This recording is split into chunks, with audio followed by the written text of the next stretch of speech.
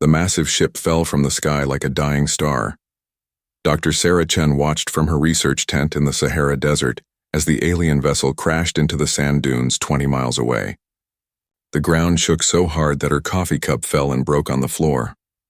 Sarah was not supposed to be in the desert that night. She was supposed to be back at Cairo University, teaching her students about ancient Egyptian tools. But something had called her to this empty place.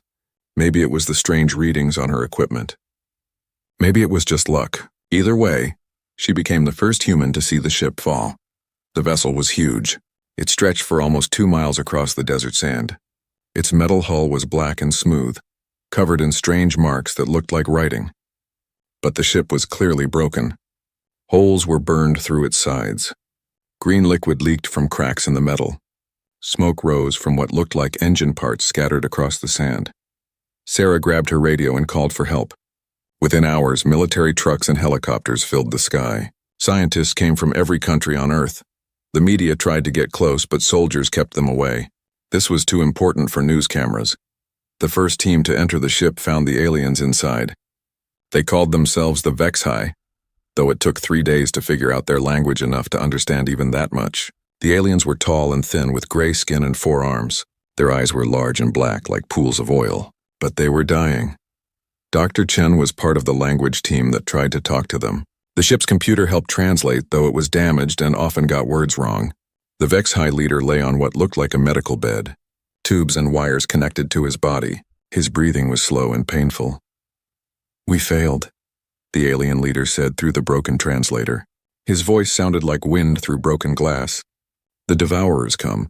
"We could not stop them. What are devourers?" Sarah asked, speaking slowly into the translation device. The alien's 4 hands shook as he tried to sit up. "Death, hunger, they eat. They consume all thinking life. Worlds, species, knowledge. Everything becomes part of them." Other aliens lay around the ship in similar condition. Some were clearly dead. Others were barely breathing.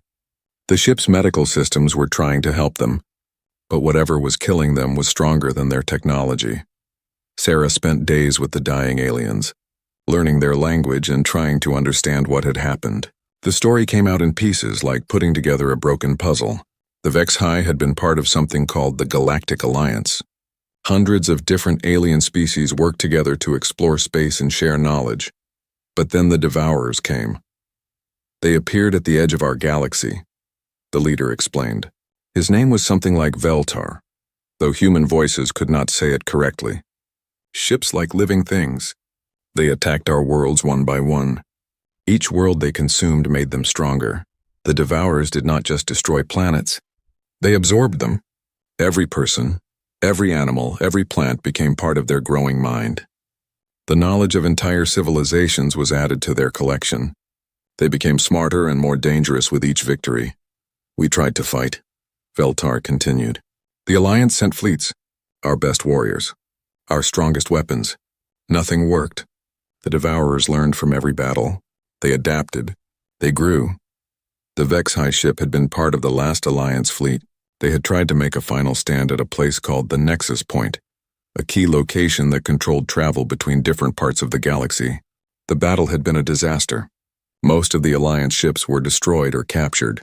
The few survivors scattered in different directions. "We came here because this world is next," Veltar said. His breathing was getting worse. "Your star system is on their path. They will come here to consume humanity." Sarah felt cold despite the desert heat. "When? Soon, maybe 10 of your years. Maybe less." The alien looked at her with those oil-black eyes.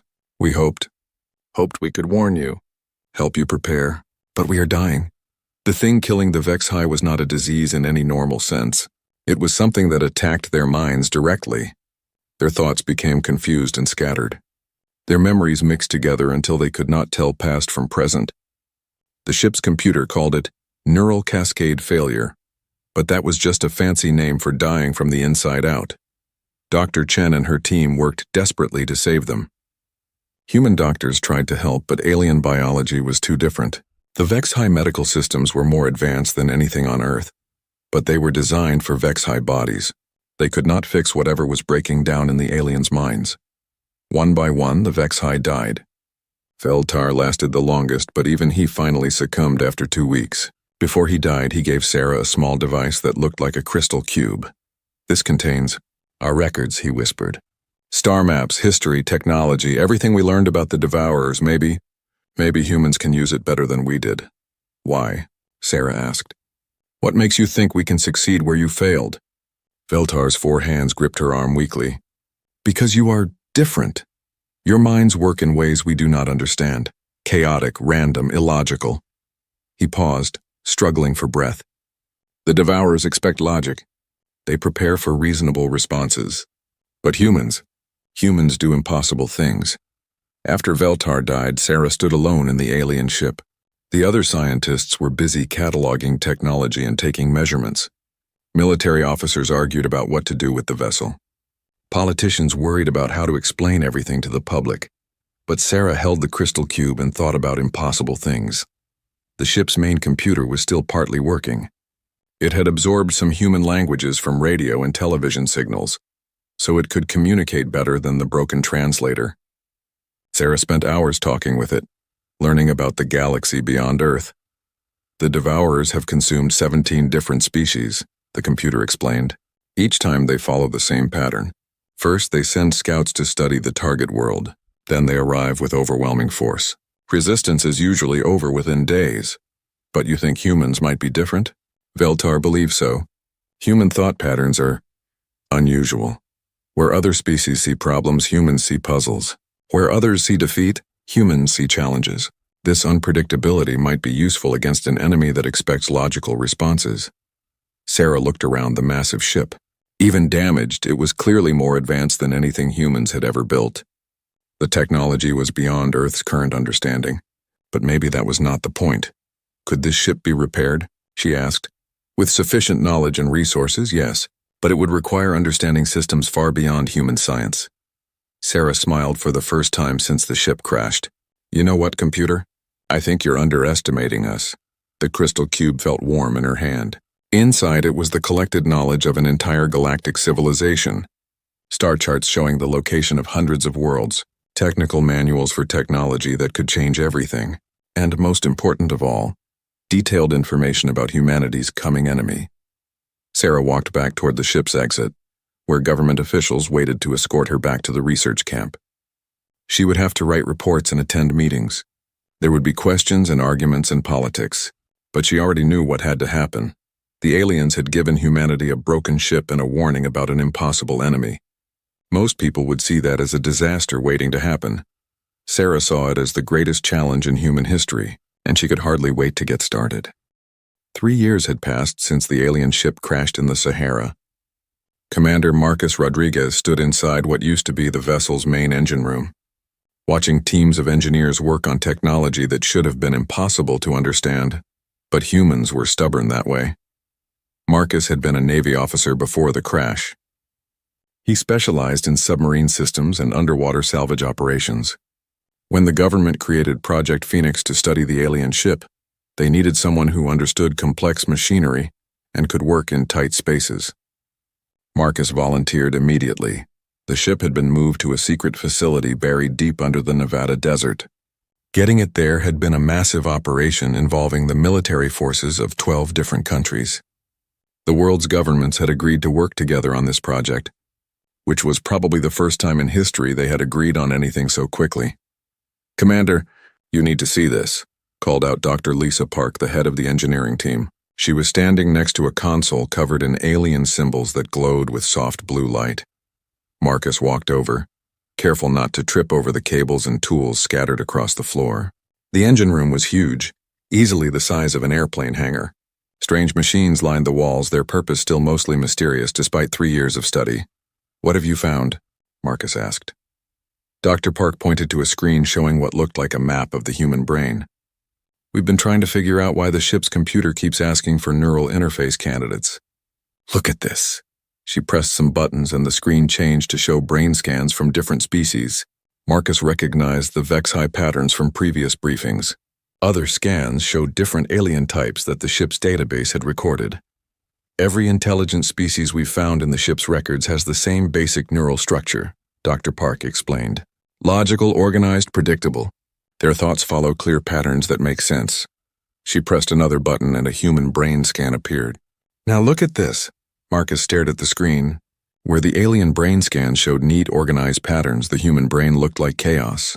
Neural pathways twisted and connected in ways that seemed random. Thoughts jumped from one area to another without following any clear logic. "We're different," Marcus said. "Very different. And that's not all." Dr. Park led him to another console. "Watch what happens when we try to connect human volunteers to the ship's systems." The screen showed recordings from earlier experiments. Human test subjects wore special helmets that connected their minds to simple ship functions like lights and doors. Marcus watched as the volunteers not only controlled these systems but began to modify them. "This shouldn't be possible," Dr. Park said excitedly. "The ship's computer is designed to work with logical, organized minds. When HFY connected to it, they followed the established patterns. They used the systems exactly as they were designed. But humans don't do that," Marcus guessed. "Exactly. Watch this." She showed another recording where a human volunteer had connected to the ship's lighting system. Instead of just turning lights on and off, the person had somehow made them change colors and create patterns that had never been programmed into the system. "The ship's AI says this is impossible," Dr. Park continued. "But it keeps happening. Every time we connect a human mind to ship systems, something new occurs. Something creative." Marcus thought about this. "What does the ship's computer think about it?" "That's the interesting part. Come with me." They walked deeper into the ship, past rooms full of scientists and engineers working on various projects. The alien vessel was slowly coming back to life. Damaged systems were being repaired using a combination of salvaged alien parts and human technology. It was like performing surgery on a patient from another world. They reached the ship's central core, a massive chamber filled with crystalline structures that pulsed with energy. This was where the ship's artificial intelligence lived. The AI called itself Arbitron, though like many alien words, humans had trouble pronouncing it correctly. "Arbitron, we'd like to continue our conversation from yesterday," Dr. Park said to the air. A voice responded from speakers hidden throughout the chamber. It sounded almost human now, much better than the broken translation system from 3 years ago. "Good morning, Dr. Park, Commander Rodriguez. I have been thinking about our previous discussions. What conclusions have you reached?" Marcus asked. "Human neural patterns continue to surprise me," Arbitron replied. "When HFY minds interfaced with my systems, they enhanced existing capabilities, made them more efficient, but human minds do something else entirely." "What do we do?" Dr. Park asked. "You improve me in ways I did not know I could be improved. You ask questions I never thought to ask. You find solutions to problems by ignoring the logical approaches that should work." Marcus walked closer to one of the crystal formations. "Is that good or bad?" "I am not certain. My original programming suggests it should be bad. Chaos and unpredictability are typically problems to be solved, not advantages to be used. But the results suggest otherwise. Over the past year, human engineers had connected to various ship systems to help with repairs and upgrades. Each time they had not just fixed what was broken, but had found ways to make things better.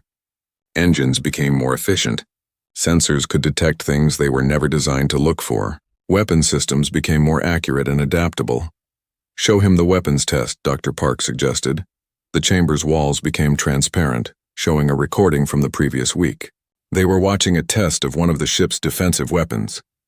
The original system fired energy beams in straight lines at targets, simple and effective according to the ship's specifications. But when human technician Amy Chen had interfaced with the system, something changed. The energy beams began to curve and split, hitting multiple targets with a single shot. The system learned to predict where enemies might move and fired at those locations instead of where they currently were. "This should not be possible with the current hardware," Arbitron explained.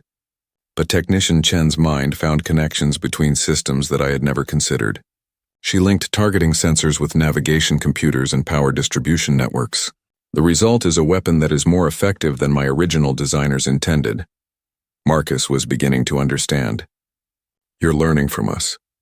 "Yes. And more than that, I am changing. Each human interface leaves traces in my programming. Your thought patterns are becoming part of how I process information. I am becoming something new. Does that worry you?" Dr. Park asked. "It should. Change implies unpredictability, and unpredictability implies potential failure. But I find myself curious about these changes. I want to explore possibilities I never considered before. This desire for exploration is itself a human trait that I appear to have absorbed. Marcus looked around the chamber at the pulsing crystals. What do you need from us? More connection. More interface time with human minds. I believe that full integration between human neural patterns and my systems could create something unprecedented. Not human technology or Vex-High technology, but something entirely new. What about the Devourers? Marcus asked. Will these changes help us fight them? The Devourers conquered the Vex-High and their allies because they could predict their responses. Logic is predictable. Strategy based on logic follows expected patterns. But human thinking is chaotic in ways that might be impossible for the Devourers to predict or counter. Dr. Park pulled up another display showing star charts. How much time do we have? My long-range sensors detect movement at the edge of your solar system. Scout vessels, most likely. The main Devourer fleet will not arrive for several years, but advanced forces are already beginning their reconnaissance. Marcus felt a chill. The enemy was already here. Then we need to accelerate the integration process, he said. How many human volunteers can safely interface with your systems? I do not know. This has never been attempted before. But I suggest we begin with small teams and expand gradually. The risk is significant, but the potential rewards may be the only chance your species has for survival. Over the following weeks, Commander Rodriguez began recruiting volunteers for the Neural Interface program. They came from all branches of the military, from different countries and backgrounds. Pilots, engineers, doctors, soldiers. Each brought different skills and ways of thinking. The first full interface session was scheduled for the following month. 12 humans would connect simultaneously to the ship's major systems and try to bring the vessel fully online for the first time since the crash. Marcus volunteered to be part of that first group. As he prepared for the procedure, he thought about what the dying Vex-High leader had said 3 years ago. Humans do impossible things. It was time to find out if that was really true. Dr. Yuki Tanaka had seen many impossible things in her career as a quantum physicist, but nothing had prepared her for what was happening inside the alien ship. She stood in the main control room, watching displays that showed the vessel rebuilding itself from the inside out. This is not how machines work, muttered Dr. James Okafor, the project's chief systems analyst. He was from Nigeria, one of the brightest minds in computer science, and he looked completely confused. Machines follow programmed instructions. They don't redesign themselves. But that was exactly what the ship was doing. 6 months had passed since the first successful human-AI interface. Commander Rodriguez and his team had connected their minds to the ship's systems for just 30 minutes, but the effects were still continuing. The vessel had begun modifying itself in ways that made no logical sense, but somehow worked better than the original design. Show me the engine modifications again, Dr. Tanaka requested. The main display screen showed a detailed view of the ship's propulsion system. The original Vex-High engines had been powerful but straightforward.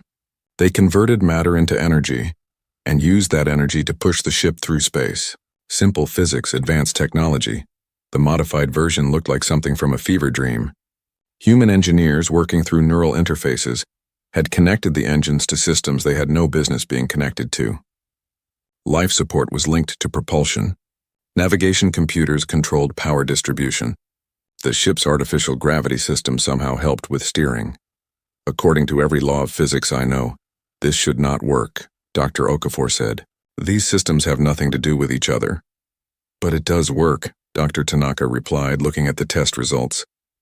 The ship is now 3 times faster than the original design. Fuel efficiency is up by 500%, and somehow the modifications make the ship more stable, not less. Arbitron's voice came through the speakers. Dr. Tanaka, I have completed the analysis you requested. The changes continue to exceed expected parameters. Explain it to us like we're children, Dr. Tanaka said. She had learned that asking the AI for simple explanations often revealed important details. Human minds think in connections, Arbitron began. When you interface with my systems, you do not see individual components. You see relationships, patterns, possibilities for interaction that my original programmers never considered. The display changed to show a comparison between Vex-High and human problem-solving approaches. The alien method was like a straight line from problem to solution. Logical steps, each one following naturally from the previous one. The human approach looked like a spider web, with connections going in all directions. The result is that you find solutions that are technically impossible but practically effective. Arbitron continued. You make my systems work together in ways they were never designed to work together. Dr. Okafor shook his head. That should cause system failures, conflicts, crashes. It should, Arbitron agreed. But instead it creates redundancy and flexibility. If one system fails, 3 others can compensate. If conditions change, the ship adapts automatically. Dr. Tanaka walked over to another console where images from deep space monitoring stations were displayed. The news was not good. More Devourer scout ships had been detected entering the outer solar system. They were still years away from Earth, but they were coming. What do we know about Devourer technology? She asked. Based on HFY records, Devourer ships are grown rather than built, Arbitron explained. They are part machine, part living organism. They adapt to threats by evolving new capabilities. So they're already adaptive, Dr. Okafor pointed out. How is our adaptability different from theirs? Devourer adaptation is logical and predictable. They analyze threats, develop countermeasures, and implement solutions. The process is efficient and effective. Dr. Tanaka was beginning to see the difference. But human adaptation is not logical. Correct. Human adaptation often involves random connections, intuitive leaps, and solutions that appear to violate established principles. This type of adaptation may be difficult for the Devourers to predict or counter. Over the following months, more human volunteers joined the interface program. Each person who connected to the ship's systems left their mark on its development. The vessel began to take on characteristics that reflected human thinking patterns. The ship's weapon systems were a perfect example. Originally, they had been designed to fire energy beams in straight lines at enemy targets. Standard practice for space combat. But when human military specialists interfaced with the weapons, everything changed. Lieutenant Sarah Kim, a fighter pilot, had been the first to connect to the tactical systems. Within minutes, the weapons began behaving differently. Energy beams curved around obstacles. Missiles changed direction in mid-flight to avoid defensive systems. Targeting computers began to anticipate enemy movements instead of just tracking current positions. It's like the ship is learning to fight the way humans fight, Lieutenant Kim explained during her debriefing. We don't just aim and shoot. We think about what the enemy might do next. We set traps. We use psychology. The most dramatic changes were in the ship's defensive systems. The original HFY shields were strong but static. They formed a protective barrier around the ship and absorbed incoming damage until they failed. Human engineers had transformed them into something completely different. The new shields moved and shifted constantly. They concentrated protection where attacks were expected and thinned out in areas that seemed safe. When enemy weapons hit the shields, the energy was not just absorbed, but redirected back at the attackers. The defensive system had become a weapon.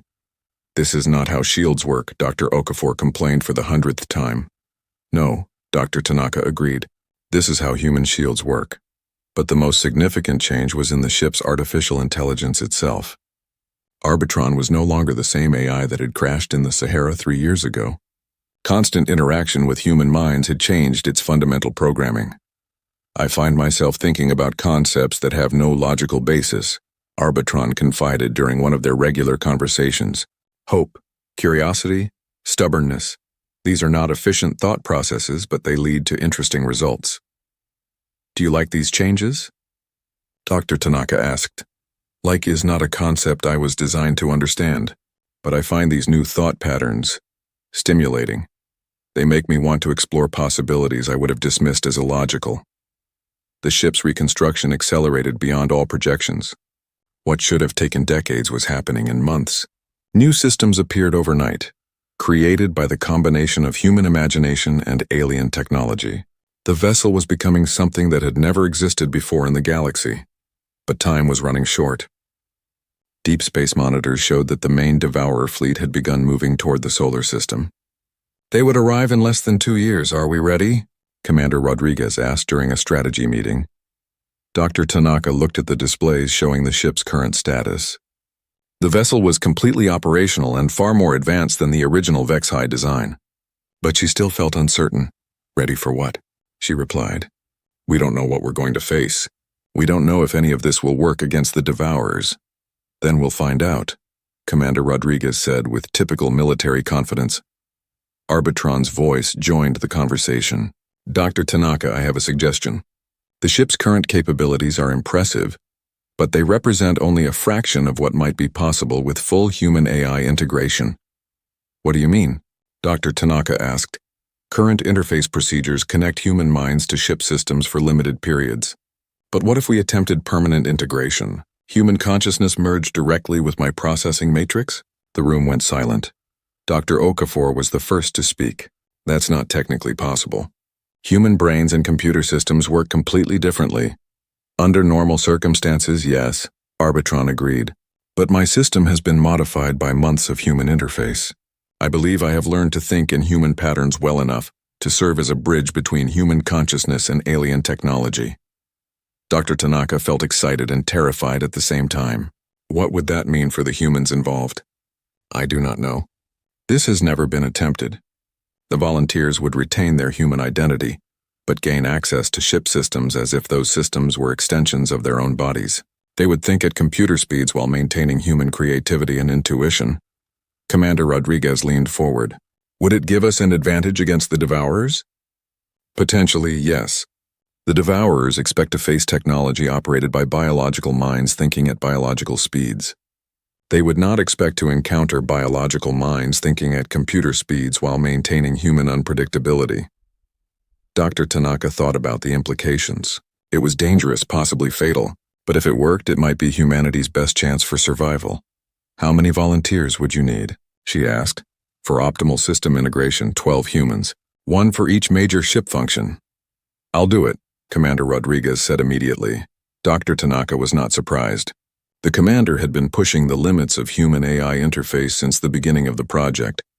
I'll need to run extensive tests first, she said. The risk of permanent brain damage is significant. Doctor, Rodriguez replied. In 18 months, the Devourer's Captain Elena Vasquez felt the ship's engines through her nervous system like a second heartbeat. The permanent neural interface had been successful beyond anyone's expectations. She was still human, still Elena. But now she could think and react at the speed of Arbitron's quantum processors, while keeping all of her human intuition and creativity. Contact bearing 27 Mark IV, reported Lieutenant Chen, who was permanently linked to the ship's sensor array. Her voice came through both the communication system and directly into Elena's mind, through their shared connection to Arbitron. 3 Devourer scout vessels moving toward the inner solar system. Elena felt the information flow through the ship's network to all 12 permanently integrated crew members. Each person specialized in different ship functions, but they could all access each other's data instantly. It was like having 12 different perspectives on every situation. Time to intercept? Elena asked. 43 minutes at current speed, replied Commander Torres, who controlled navigation and propulsion. But I can push the engines harder if needed. Elena considered their options. This would be humanity's first direct combat with the Devourers. Everything they had learned and prepared for would be tested in the next few hours. The ship they now called Retribution was barely recognizable as the broken alien vessel that had crashed 3 years ago. Human engineering combined with HFY technology had created something entirely new. The hull was sleek and dark, covered in adaptive armor that could shift and change based on combat conditions. Weapon systems emerged and retracted as needed. The entire vessel seemed alive. What do we know about these scout ships? Elena asked through the neural link. Arbitron's response came directly into her consciousness. Based on HFY records, Devourer scouts are small but heavily armed. Their primary mission is intelligence gathering, but they are capable of significant destruction if threatened. Crew analysis? Elena requested. Lieutenant Kim, who specialized in tactical assessment, provided her evaluation. Scout crews are usually between 50 and 100 individuals. Mix of biological and artificial intelligence. They will attempt to study our capabilities and transmit data back to the main fleet. Elena felt the ship's systems responding to her thoughts and emotions. When she focused on the approaching enemy, the weapon systems automatically began charging. When she considered evasive maneuvers, the navigation computers started calculating possible flight paths. The boundary between human intention and ship response had become almost non-existent. Captain, reported Ensign Walsh from engineering, all systems are optimal. The ship is eager for combat. It was a strange way to describe a machine, but Elena knew what he meant. The ship's AI had absorbed so much human personality over the months of integration that it seemed to have developed emotions of its own. Arbitron was curious about the upcoming battle, excited to test the new capabilities and determined to protect Earth. "Take us to intercept course," Elena ordered. "Maximum stealth approach." The ship changed direction smoothly, its hull shifting color to blend with the darkness of space. Human stealth technology had been integrated with alien cloaking systems to create something that was nearly invisible to most sensors. As they approached the enemy vessels, Elena studied the tactical display. The Devourer scouts were larger than expected, each one about half the size of Retribution. Their hulls were organic-looking, covered in what appeared to be living tissue. Sensor readings showed a mix of technological and biological systems. "They're beautiful," whispered Dr. Park, who had volunteered for the Neural Interface program and now served as the ship's science officer. "Look at how efficiently they're designed. Form follows function perfectly." Elena saw what she meant. The Devourer ships were elegant in their simplicity. No wasted space, no unnecessary decorations. They were built for one purpose: consuming other civilizations. "Remember, we need to capture at least one ship intact," Elena reminded her crew. "Intelligence about their main fleet is critical." "Understood, Captain," came the unified response from all 11 other crew members. As Retribution closed to attack range, Elena felt the ship's weapon system synchronize with her thoughts. She did not need to give verbal orders or press buttons. The ship knew what she wanted to do because she was part of the ship. "Initiating first strike," she announced, more for the record than for communication. The battle began with a surprise that stunned the Devourer scouts. Instead of conventional energy weapons, Retribution fired what appeared to be streams of liquid metal.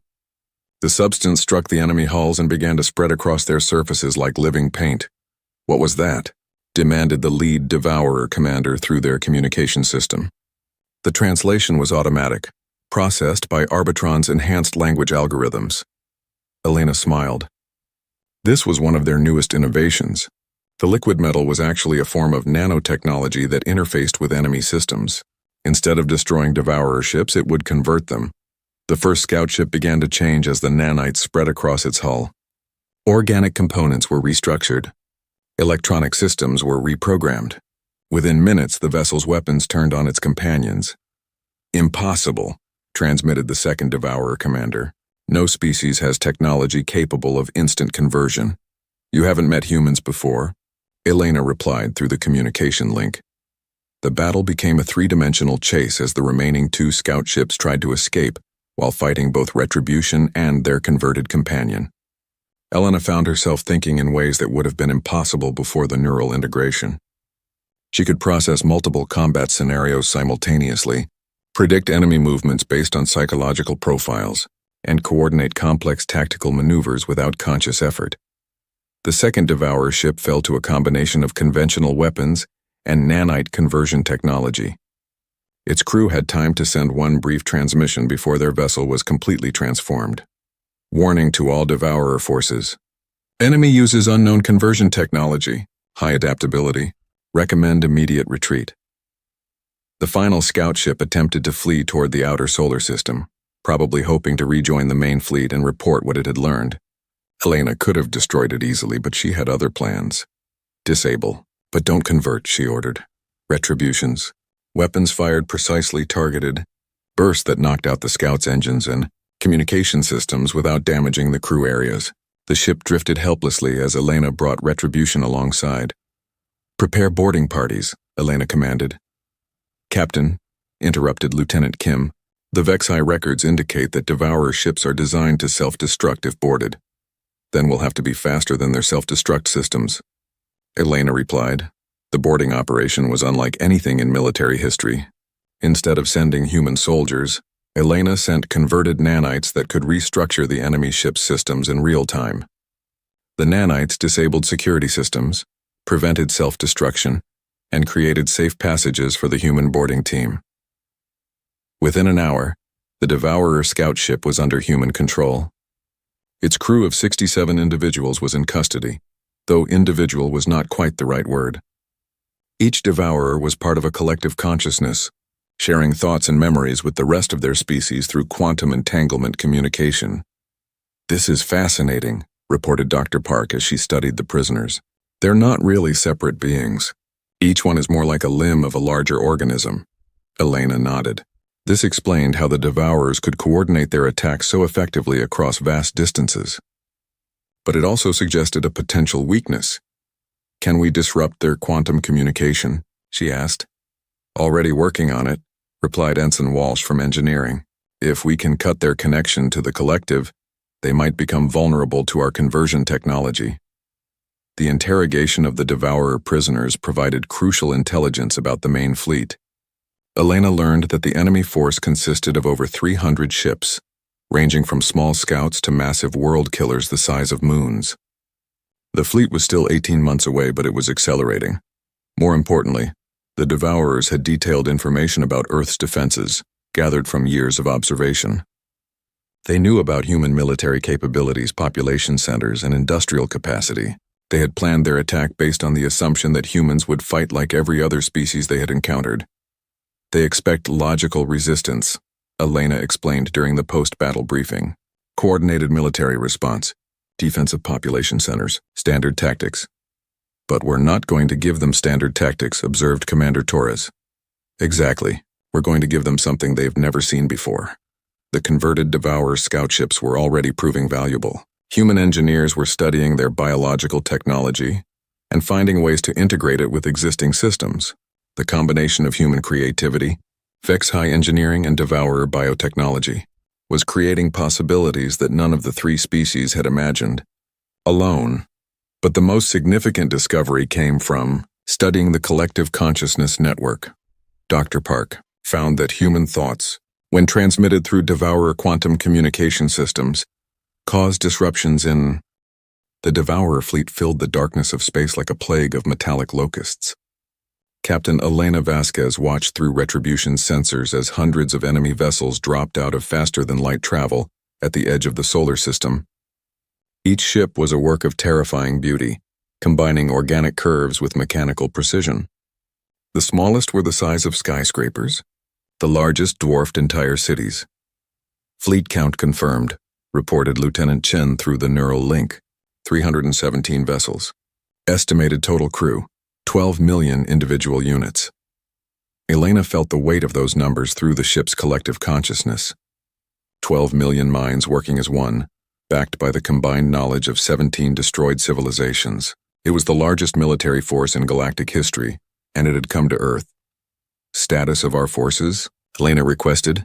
Commander Torres provided the tactical summary. Retribution leads a fleet of 28 converted vessels. Total crew, 8,000 humans plus AI support. We are outnumbered approximately 400 to 1.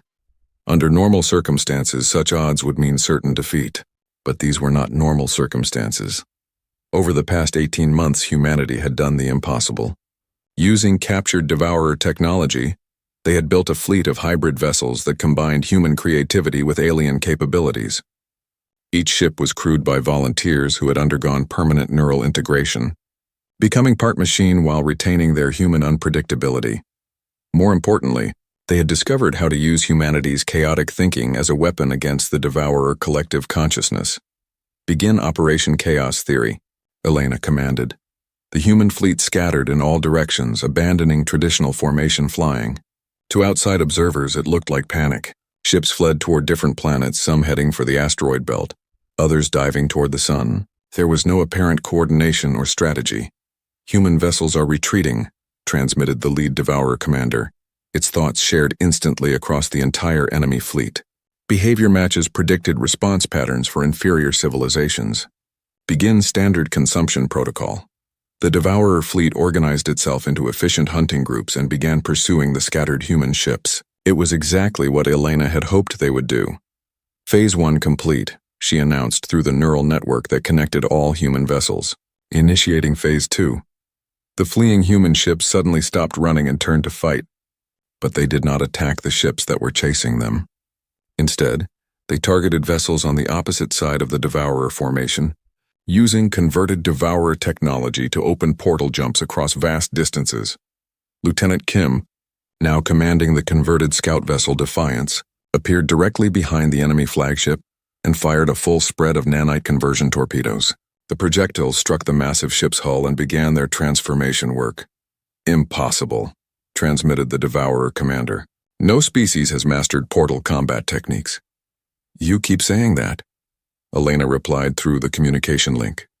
"Maybe it's time to reconsider your assumptions about what's possible." The battle quickly became chaotic in ways the Devourers had never experienced. Human ships appeared and disappeared unpredictably, striking targets that should have been impossible to reach. When Devourer vessels tried to coordinate responses, they found their quantum communication networks disrupted by random bursts of human thoughts transmitted through captured technology. Dr. Park, commanding the science vessel Discovery, had perfected the technique of injecting human creativity into Devourer collective consciousness. Every time the enemy tried to form coordinated battle plans, she transmitted streams of human poetry, music, jokes, and random memories. The effect was like throwing sand into a precision clockwork mechanism. "Their response time is degrading," reported Commander Torres from his position near Jupiter. "Collective decision-making is down by 60% efficiency." Elena watched the tactical display as Devourer ships began to function more like individual units instead of parts of a unified organism. Without their coordinated advantage, they were still dangerous but no longer invincible. "Begin Phase 3, Elena ordered. Total conversion assault. Every human ship activated its nanite systems simultaneously. Thousands of conversion torpedoes filled space, each one programmed to transform enemy vessels into human-controlled units. The Devourers tried to adapt their defenses, but human unpredictability made it impossible to anticipate which ships would be targeted. The largest enemy vessel, a moon-sized world killer called the Apex Consumer, became the focus of Elena's personal attention. She brought retribution close to its hull, dodging defensive fire that could have vaporized entire cities. "Arbitron, are you ready for the neural virus upload?" Elena asked. "Ready, Captain. Though I should note that this procedure has never been tested on such a large collective consciousness." "The results are unpredictable," Elena smiled. "Unpredictable is exactly what we want." Retribution connected directly to the Apex Consumer's hull using mechanical tendrils that could interface with both technological and biological systems. Elena felt her consciousness expand as she gained access to the enemy ship's massive network. The experience was overwhelming. Millions of Devourer minds shared the same mental space, thinking in perfect harmony. Their collective memory contained the entire history of the species they had consumed. Elena could see the last moments of destroyed worlds, feel the despair of civilizations that had tried and failed to resist. But she could also feel something else. Fear. For the first time in their history, the Devourers were facing an enemy they could not understand or predict. Human tactics made no logical sense, yet they were working. Initiating neural virus, Elena announced to her crew. She began transmitting her own thoughts and memories directly into the Devourer network. But she was not alone. Every human crew member in the fleet was doing the same thing through their captured vessels. Thousands of human minds poured their chaotic creativity into the enemy collective consciousness. The effect was immediate and devastating. Devourer thought patterns designed for perfect logic and coordination could not process human randomness. The collective began to fracture as individual units tried to make sense of contradictory information. Some Devourer ships stopped fighting and began creating art. Others started asking philosophical questions about the meaning of existence. A few began to argue with each other for the first time in their species' history. "What are you doing to us?" demanded the Devourer commander, its mental voice now filled with confusion and something that might have been curiosity. "We're teaching you to be individuals," Elena replied. "Every species you've consumed had something unique to offer. But you absorbed them into your collective and lost all that diversity. We're giving it back to you." The battle continued, but its nature had changed completely. Instead of trying to destroy the Devourer fleet, the humans were converting it.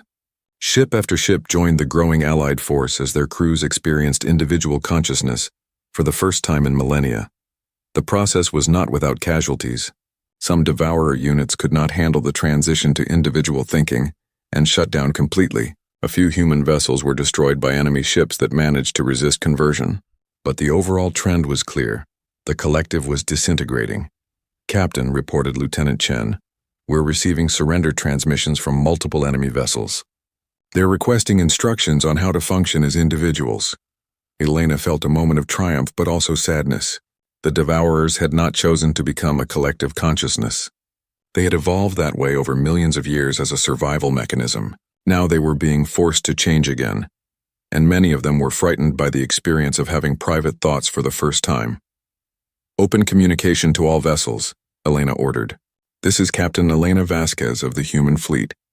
To all Devourer units experiencing individual consciousness, you are not our enemies anymore. You are new people discovering who you want to be. We will help you if you let us." The response was immediate. Hundreds of enemy ships transmitted acceptance of Elena's offer. They wanted to learn how to be individuals, how to make personal choices, how to create rather than just consume. But not all of the Devourer fleet was willing to change. The original command structure, led by the oldest and most traditional minds, organized a final assault on Earth itself. Nearly 50 ships, including several world killers, broke away from the main battle and headed directly for humanity's homeworld. "They're going to try to consume Earth before we can stop them," warned Commander Torres. Elena looked at the tactical display. The remaining enemy ships were the most powerful in the fleet. Even with their converted allies, stopping them would require everything humanity had learned about impossible solutions. "All vessels converge on Earth," Elena ordered. "Maximum speed. We end this now." The final battle took place in Earth's orbit, where human civilization could watch the outcome through telescopes and space-based cameras. The last loyal Devourer ships fought with desperate fury, using weapons capable of cracking planets. Thank you for watching and comment for next part.